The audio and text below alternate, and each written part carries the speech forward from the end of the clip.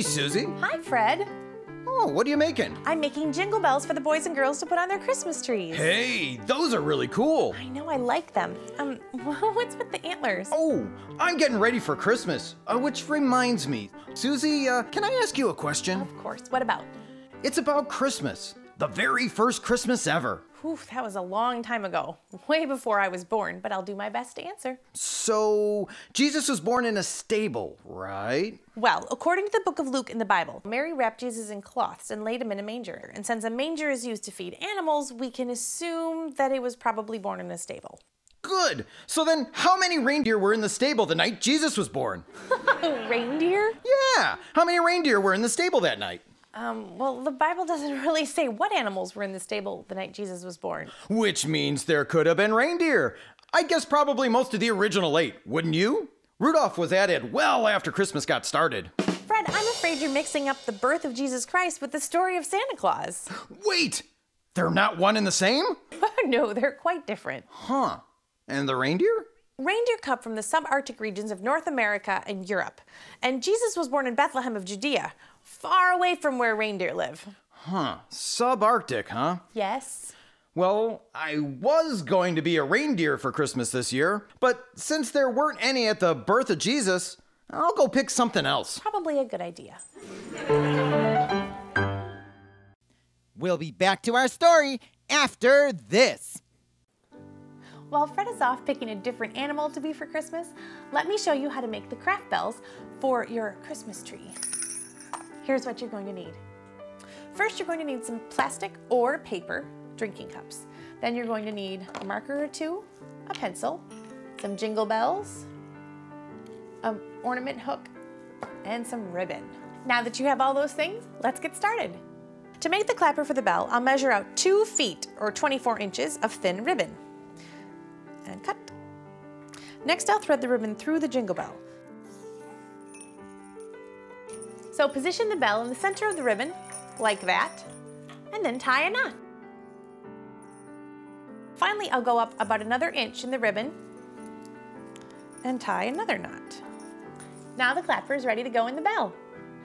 Now take your drinking cup, take your pencil, and you're going to poke a hole in the top. If you used a plastic cup, please make sure you have a grown-up use a knife to poke a hole through it instead of a pencil. Next step is thread the ribbon through the hole in your cup. Now we'll add the top decorations. Next, grab your wide ribbon and cut an 8-inch piece. Tie the thick ribbon around the 2 that are coming out of the top of the cup.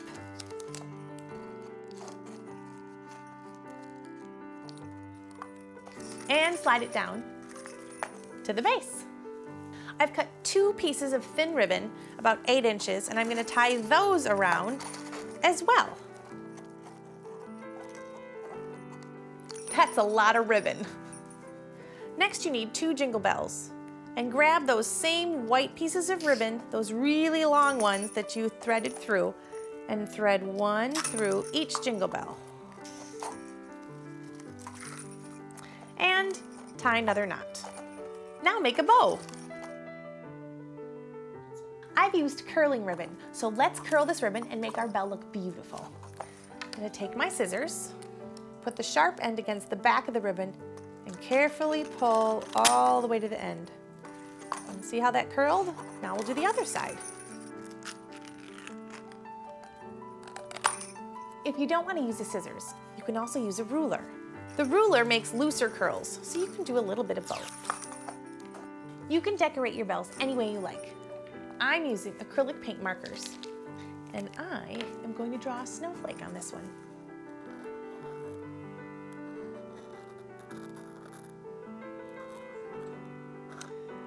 Remember, snowflakes are unique, so any way you draw it is perfect.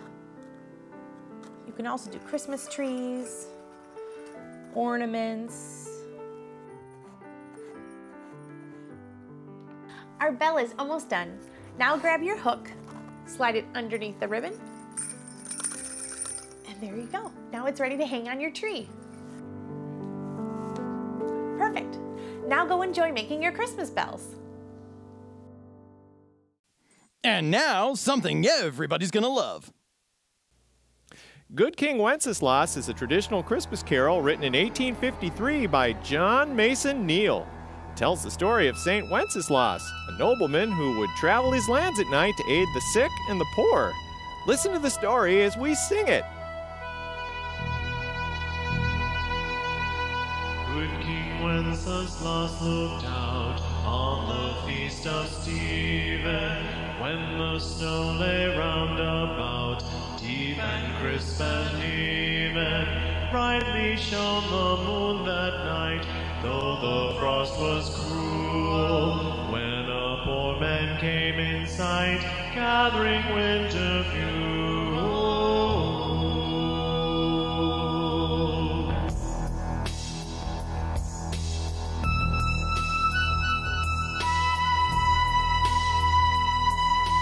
Hither, page, come stand by me, if thou know it telling, yonder peasant to his feet, where and what is dwelling. Syrie lives a goodly hence, underneath the mountain, right against the forest fence, by St. Agnes fountain. Bring me flesh and bring me wine, bring me fine logs hither, thou and I will see him dine, when we bear them thither. Page and monarch forth they went together, through rude winds, wild lament, and the bitter weather. Sire, the night is darker now, and the wind blows stronger. Fails my heart, I know not how, I can go no longer.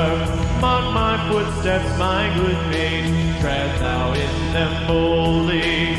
Thou shalt find the winter's rage, freeze thy blood less coldly. The master's steps he trod, where the snow lay tinted. Heat was in the very sod, which the saint had printed. Therefore Christian men be sure, wealth and rank possessing, ye who now will bless the poor, shall yourselves find blessing.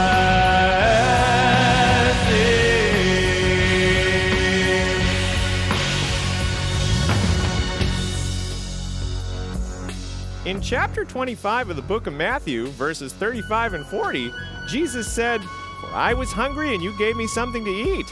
I was thirsty and you gave me something to drink. I was a stranger and you invited me in. I tell you the truth, whatever you did for one of the least of my people, you did for me." So remember to help those in need not only at Christmas, but all year round. And you can be a good King Wenceslas too. And now, back to Fred and Susie. Okay, Susie, how about this?